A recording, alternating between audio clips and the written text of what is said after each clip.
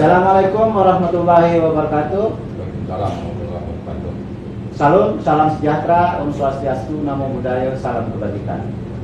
Berjumpa lagi dengan kami Bandit Kota, berpikir cerdas ala bandit. Edisi pada malam hari ini adalah kemana harta karun al-Jalil? Ya. Enggak, saya pikir ada temuan yang menarik gitu kan. Ya. Kalau dilihat kan sudah mulai diperiksa ini Panji Gumilang. Ya, kita berharap tidak pada hal-hal yang sifatnya kalau menurut yang ente bilang itu Belgi, lebay, ya belaga gila, ya kan? Hal-hal yang nantinya hanya kasus di penistaan, bukan hal-hal yang yang sudah juga mulai banyak diungkap. Masalahnya terbaru itu ada ratusan rekening 256 yang ditemukan atas nama Panji Gumilang. 30 ya. atas nama Al-Zaitun. Al-Zaitun. Belum lagi anaknya, belum lagi karyawan. Belum lagi cucunya. Pertanyaannya, itu isi semuanya. Apa daun semua gitu Iya kan? kan? Kalau ada isi, ya kan? Aku nggak ada nih kan itu. Ini jangan-jangan sudah diusung. Jangan merokok ini. Jangan sudah diusung oleh tikus lapa semua. Iya. Iya kan? Ya, karena kan urusannya kan. Ini kalau sederhana gitu. Kalau kita rewind dari awal ya, munculnya Panji Gumilang dengan sesat penyelenehnya. Ya. Orang kan melihat ini sebagai sebuah paradoks, dia menantang umat, ya kan, menantang umat, menantang publik umat Islam khususnya, ya kan, dari kacamata fikih dan kemudian pasalnya tadi penistaan agama. Saya melihat itulah yang diinginkan Panji Gumilang. Ada desain besar seorang Panji Gumilang ya, untuk menutupi hal truth yang sebenarnya. Karena dia adalah orang yang penuh dengan keahlian bermetafora, ya, bersandiwara, produk intelijen. Kalau semua kita rangkum, Panji Gumilang adalah produk intelijen. Ya, dia lahir juga karena ada sejarah dengan mereka, dengan para jenderal itu, zaman Soeharto kan.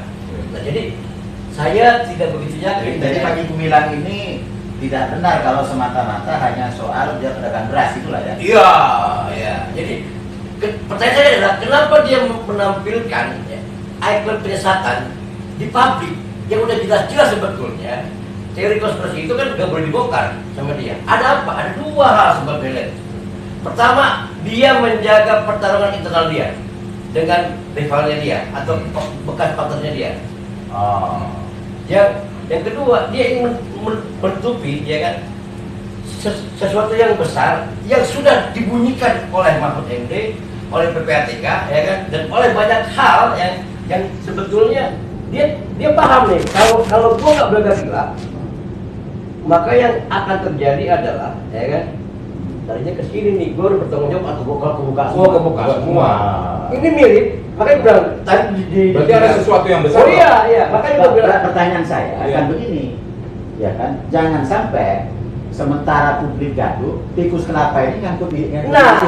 Makanya kasus Panji Gumilang ini aja itu nggak lebih lebay dari kasusnya Taat pribadi. Dukun pengganda uang.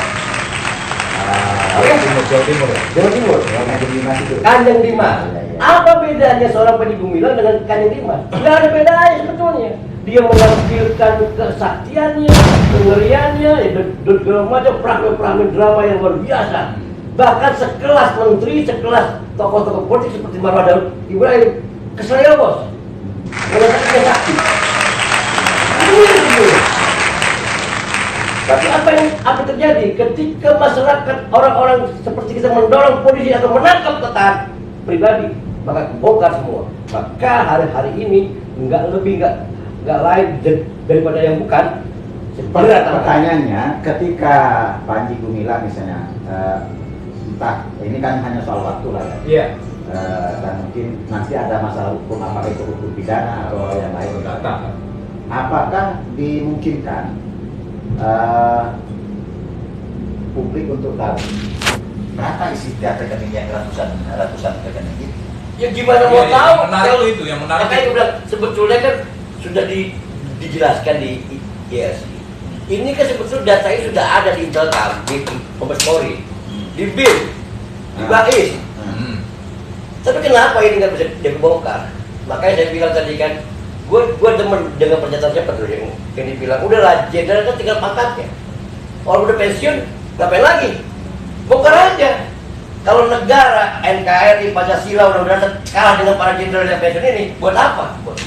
Ya, ya. Maksudnya tidak boleh negara kalah oleh seorang Panji Ya Gumilang. makanya, ya kan hari ini polisi diuji dengan 77 tahun ya, masa kelas Gumilang aja nggak bisa dibongkar dalam waktu cepat.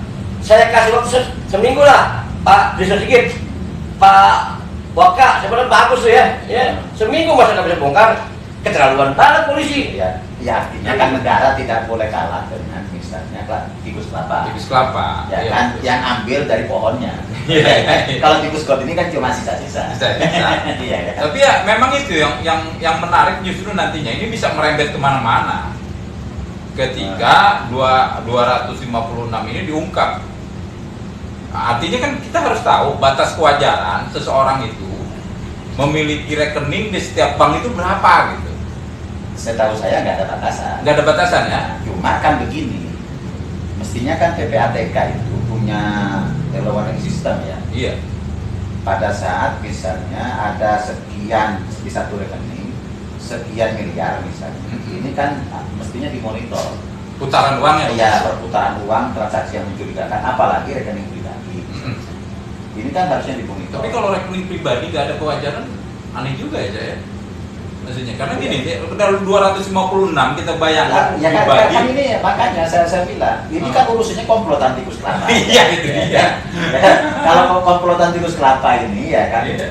yang penting itu ya kan pohonnya tetap dijaga, kelapanya diambil tiap hari, kan nggak gitu, ya kan? Nah seolah-olah di mana di Republik ini ada tikus nanam kelapa? Nanam kelapa. Kayak gitu. Tapi nyatanya dia panen terus kan? Saya yakin ketika ini diperiksa dari mulai pagi hari sampai malam ini, kalau polisi masih mundur saja, ada sesuatu. Tapi kalau polisi punya komitmen, besok pagi sudah ditahan. Gitu ya. Oh, iya. Bukan, yang menarik itu begini, katakanlah dia besok itu ditetapkan tersangka. Tapi kasus yang ininya kan hanya soal, karena pelaporannya hanya soal penistaan, bukan? Atau ada lagi Makanya yang kan bikin laporan ini loh. harus kita dorong supaya tidak berhenti di kasus penistaan. Sama seperti taat pribadi dengan kasus dukun penggandaan Penggandaan uang. uang. Sama ini mirip, semua penuh dengan keraguan, bahkan penyidik pun penuh dengan keraguan. Tapi sekarang ini nggak ada pilihan lain, tangkap dulu. Pertanyaan saya ya kan, kalau misalnya ada indikasi pidana terhadap ratusan rekening itu, apakah kepolisian ya atau penegak hukum yang lain sudah mengambil langkah-langkah agar untuk sementara waktu rekening itu dibekukan? Sehingga rekening ya. iya, sehingga tikus kelapa ini tidak ngambil kelapanya gitu. Makanya kan saya bilang kita berdebat pun susah, Nah. karena penyidik Mabes Polri harus kita dorong di pintu mana mereka masuk.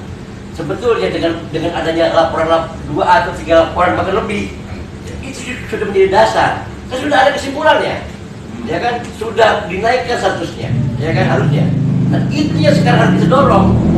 Jadi nggak ada lagi waktu berandai-andai, nggak ada lagi waktu berkritik juga kepada Mabes Polri, khususnya ya kan Pak Listio Sigit, ya kan Pak Agus sebagai Kapolri yang dulu di Barreskrim, nah sekarang Jenderal Wahyu, ya kan, yang hari ini punya komitmen jelas, ya kan, bagaimana kemudian menyelamatkan uang negara. Ini saya pikir bukan cuma uang pribadi, ini uang negara, di situ ada kok. Uang umat juga. Uang umat gitu loh.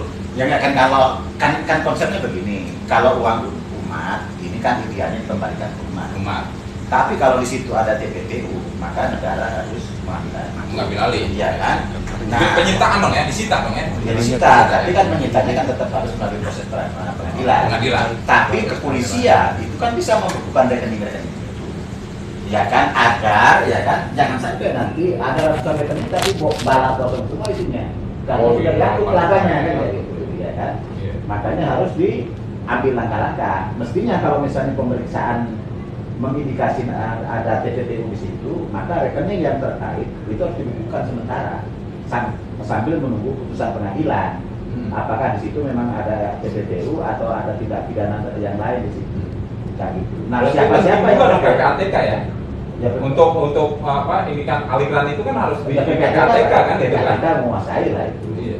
Nah, yang kedua ya kan, tentu kan kita juga membutuhkan misalnya publik butuh transparansi. Siapa-siapa saja yang terlibat, jangan juga selesai hanya di Panji Gumilang kalau ada TPPU. Iya. Ya gitu loh. Nah, kumpulan tikus kelapa ini kan harus dibuka. Iya kan, jangan habis itu apa namanya bawa kabur kelapa masing-masing cuma Panji Gumilang yang menjadi kesakitan. Iya. Kan jangan sampai kayak gitu kan. Kalau perlu misalnya ya kan, ya hasil-hasil dari TPPU di situ ya diungkap dan transparan. Nah, hasil juga bisa dinikmati oleh rakyat. Ya. Jadi kembalikan ke rakyat ini. Kayak gitu. Makanya dari awal saya bilang pisahkanlah soal proses pendidikan belajar di pesantren Al-Zaitun dengan Panji Gumilangnya. Lalu kemudian kelompok masyarakat yang ingin menutup itu juga harus terpisahkan. Jangan sampai itu dijadikan alat hanya untuk sekedar menciptakan kegaduhan semata. Itu aja sebetulnya. Iya. Itu penting. Sama kayak taat pribadi bilang, taat pribadi. Ketika semua orang bilang jangan ini begini, sampai pula ada laskar yang membela taat. Ujungnya kalau begitu datang selesai kan? Tapi kan kemudian kalau misalnya cerita soal yang lalu lah ya, soal Ini kalau bawa semua itu kan kemudian dia masuknya karena ada kasus pembunuhan. Tapi kan tidak terungkap soal uang palsunya. Tidak terungkap itu. Tidak terungkap. Ya kan dia masih itu dia dipidana. Itu Karena pidana setelah diperiksa bos. lah ya, pidananya itu pidana pembunuhan, bukan TPPU. Ya makanya kan. Nah, makanya sama dengan misalnya harta karun di Al-Zaitun ini, ya kan? Ini harus diungkap, jangan sampai nanti hanya selesai di Panji Gumilang. Tapi misalnya, kalau misalnya ada praktek pidana terutama TPPU di sana, dia harus diungkap transparan. Siapa yang jadi tikus kelapa di situ? Ya, makanya kan sekarang kita dorong di pemerintahan malam ini langsung pada poinnya, targetnya apa? Ya. Jadikan Panji Gumilang CSK atau tidak? Ya. Ya, terus kemudian juga kasusnya jangan hanya berhenti pada soal penistaan. Oh iya. Ya. Ya, ini harus dibongkar indikasi-indikasi kuat adanya dugaan TPPU dan lain-lainnya, dan itu siapa yang terlibat di situ, inner cycle-nya itu harus dibongkar. Saya pikir Pemirsa, dari diskusi singkat kita pada edisi kali ini, harta karun di Al-Zaitun itu harus dibuka ke publik secara transparan, terutama kalau misalnya ada indikasi di sana ada tindak pidana pencucian uang. Siapa yang terlibat jangan hanya berhenti di Panji Gumilang, semuanya harus ditelusuri. Dan yang kedua, kalau di sana ada dana umat, kembalikan ke umat. Kalau di sana ada dana-dana kejahatan, maka harus diambil alih oleh negara. Demikian dari kami, Bandit Kota. Berpikir cerdas ala bandit. Sampai ketemu di edisi berikutnya. Wassalamualaikum warahmatullahi wabarakatuh. Waalaikumsalam.